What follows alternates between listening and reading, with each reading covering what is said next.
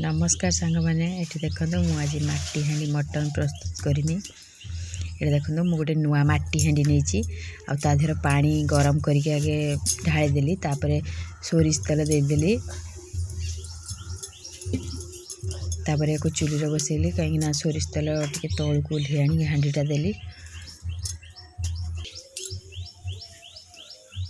देखो मुझे गरम मसला हरिका रखी डालचीनी गुजराती आपको सब रखी से तेल पकईदेली आ तेजपत्र देदेली।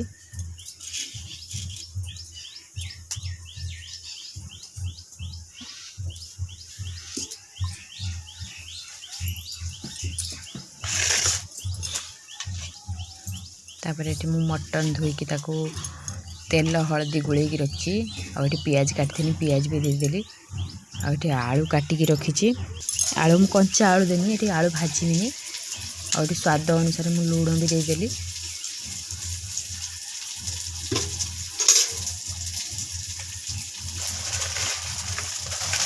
आपण मानक जदि मो भिडियोटी भल लगे तेज कमेंट करेंगे लाइक करेंगे और सब्सक्राइब करने जो मैंने मो चैनल को सब्सक्राइब करना।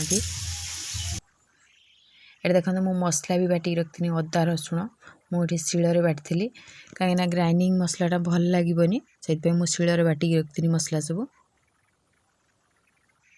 मसला तो भल भाव कषि ने मुझे गोटे काठ चामच माने खड़िका टाइप काठर मुझे रांधुची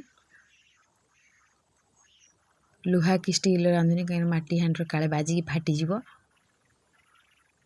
ये मु हलदी देदेली आ मटन मसला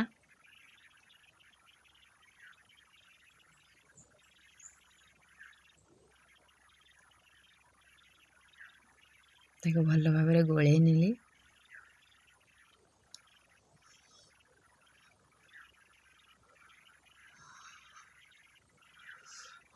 ये गरम मसला भी टे देदेली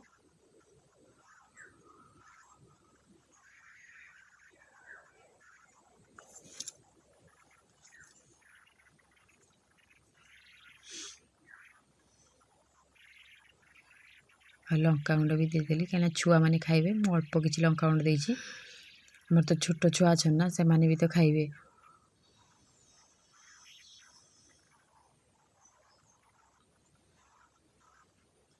टे पानी देदेली ये पानी भी सुखी जाता मसलार पानी टे देदेकी भल भाव गोले नेली।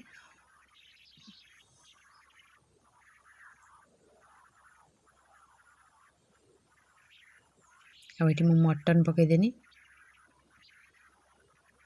हल्का हल्का कषिबे माटी हाँडी मान तो हल्का कषिते हम ना भांगी जीव।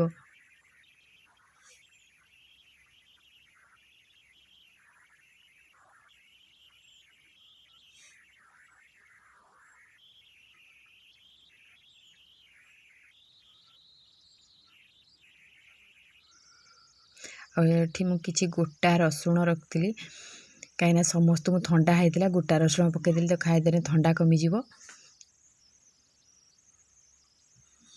और ये आलू पकई देकी कषि नेमी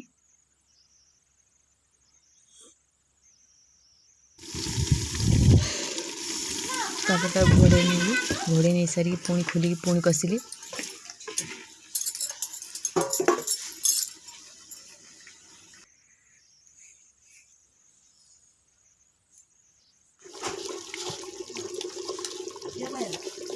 देखो ये मटन मोर हो गला आ समस्ते भी खाइते बसीगले गरम गरम मटन झोल आ भात सालाड ये बापा हरिया समस्ते खाऊँ। आपण मैंने घरे तैयारी करी खातु आ मते कमेंट करी जनइबे मो वीडियो केमिति लागिला।